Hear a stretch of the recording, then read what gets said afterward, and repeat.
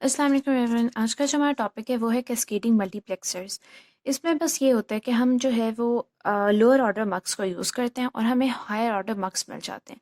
इस चीज़ को हमने थोड़ा बहुत पहले भी डिस्कस किया है मक्स ट्री के टॉपिक में, और हमने ये भी देखा था कि हमें कैसे पता लगेगा कि हमें एक हायर ऑर्डर मक्स रिक्वायर्ड है। अगर लाइक 16:1 तो हमें कितने 2:1 मल्टीप्लेक्सर चाहिए होंगे जिससे हम 16:1 मार्क्स डिज़ाइन कर सकें।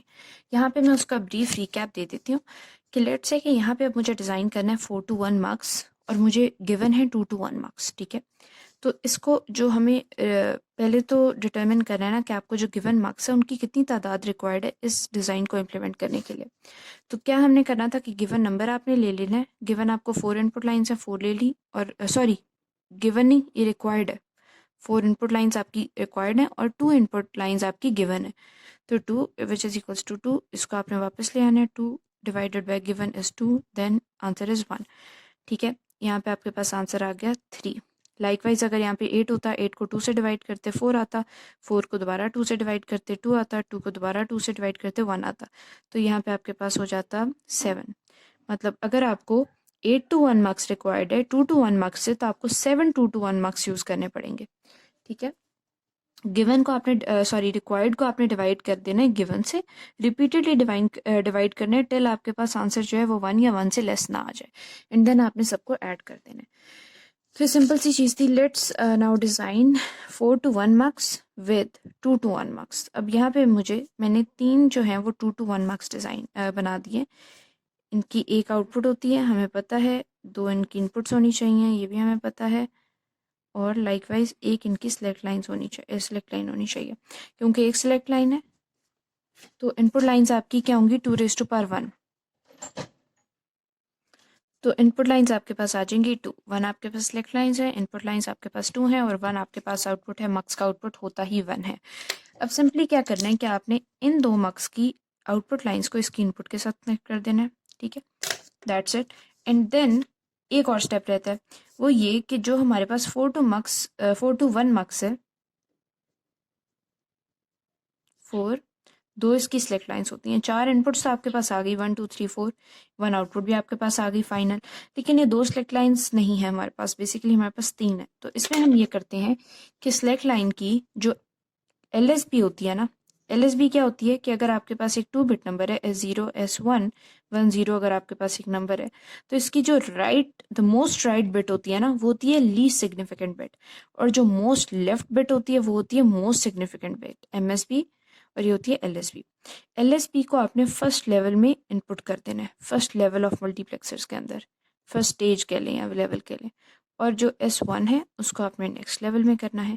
इसी तरह अगर आपके पास यहाँ पे 3 लेवल्स होते तो आप S0 जो कि LSB है उसको फर्स्ट लेवल में करते, S1 जो कि मिडिल बिट होती है उस वक्त तो आप उसको बीच वाले लेवल में करते, और S2 जो उस वक्त MSB होती, अगर आपके पास 3 बिट नंबर होता तो S2 MSB होती ना, उसको आप फिर लास्ट लेवल के अंदर इंजेक्ट करते। तो ये हमारा एक सिंपल सा सर्किट है जिसमें हमने 2:1 मार्क्स यूज़ किए ताकि हम डिज़ाइन कर सकें 4:1 मार्क्स का सर्किट।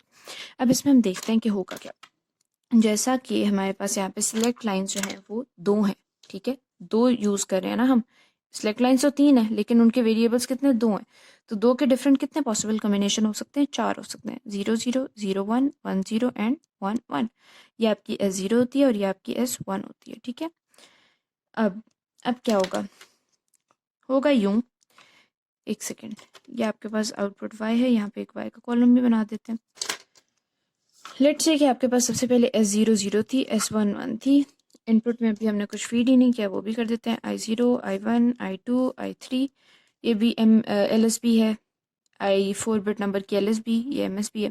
ठीक है, अब ये कि जब आपके पास सिलेक्ट लाइन 0 होगी, S0 की वैल्यू 0 होगी, तो इसमें से सिलेक्ट हो जाएगा I0।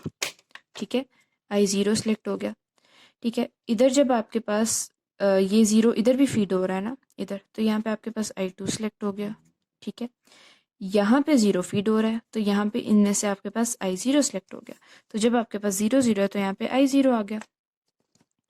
अब नेक्स्ट कॉम्बिनेशन है 0 1। ठीक है, S1 0 है, S0 1 है। तो जब आपके पास S0 1 है तो आपके पास I1 यहाँ पे सिलेक्ट हुआ, 1 यहाँ पे भी फीड हुआ, तो यहाँ पे आपके पास I3 सिलेक्ट हुआ। ठीक है, अब I1 और I3 इस मार्क्स के इनपुट्स के तौर पे एक्ट कर रहे हैं, तो यहाँ पे आपके पास 0 है तो ऊपर वाला सिलेक्ट हो जाएगा, I1 सिलेक्ट हो गया, तो यहाँ पे अब आपके पास I1 आ गया। ठीक है, लाइकवाइज आपके पास नेक्स्ट कॉम्बिनेशन है S11 है और S2 सॉरी S11 है और S00 है। S11 है, S00 है।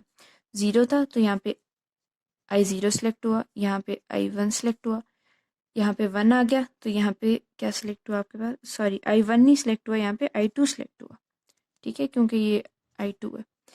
उसके बाद यहाँ पे आपके पास 1 फीड हुआ, इनपुट में आपके पास I0 और I2 थे तो आपके पास सिलेक्ट हो गया I2, क्योंकि 1 है आपके पास इस सिलेक्ट लाइन की वैल्यू। ओके, लास्ट कॉम्बिनेशन अब आपके पास है 1 1। ठीक है, दोनों आपके पास 1 है। अब 1 1 है तो यहाँ पे आपके पास I1 सिलेक्ट हो गया, यहाँ पे भी आपके पास I3 सिलेक्ट हो गया।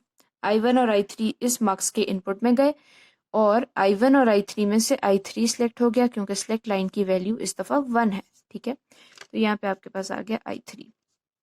अब अगर हम 4 to 1 मार्क्स का अपना टेबल देखें जो हमने पढ़ लिया है ऑलरेडी और उसको इसके साथ वेरीफाई करें तो दीज बोथ आर सेम। यहाँ पे हमने डायरेक्टली जो है वो इम्प्लीमेंट किया था 4 to 1 मार्क्स, जबकि यहाँ पे हमने 2 to 1 मार्क्स को यूज़ करते हुए 4 to 1 मार्क्स को इम्प्लीमेंट किया है। ठीक है, और फंक्शनैलिटी बिल्कुल सेम है। तो आज का हमारा टॉपिक इतना ही था। आई होप कि आप लोगों ने इससे कुछ ना कुछ ज़रूर सीखा होगा। अगर आप लोगों के कुछ सजेशंस हैं या फिर कोई क्यूरी है तो आप लोग उसको कमेंट बॉक्स में बता सकते हैं। I will be happy to address it. Thank you so much.